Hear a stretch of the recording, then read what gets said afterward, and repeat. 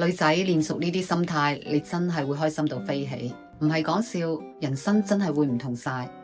第一，唔好怕尷尬，唔好怕冇面，大膽啲。其實呢個世界每個人都好忙，邊有人咁多時間睇住你呢？面皮厚啲，唔使介意，勇敢啲，世界真係會屬於你。第二，唔好成日估人哋諗乜嘢，太在意人哋點睇你，生活就好容易變成垃圾桶。人哋做啲咩低質素嘅行為，講啲咩冇營養嘅說話，你唔使乜都擺喺個心裏邊。一旦你俾人哋影響咗，其實你就輸咗噶啦。三，唔好捉住過去唔放，識得翻篇先係叻女。發生咗嘅事就發生咗，坦然去接受佢，反正都改變唔到結果。會打敗你嘅，其實永遠唔係件事，而係你自己嘅情緒。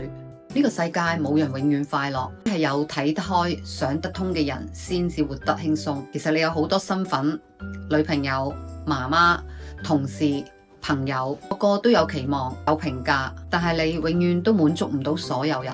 做好自己就夠。人生都係3萬幾日，唔開心嘅唔好諗，開心嘅就勇敢去做，取悅自己先係最緊要。你又覺得邊個心態最啱你？有冇啲咩人生小貼士想分享俾大家？記得 share 埋呢條片俾身邊嘅女性朋友，一齊活得自在。關注迪安，一齊身心健康生活。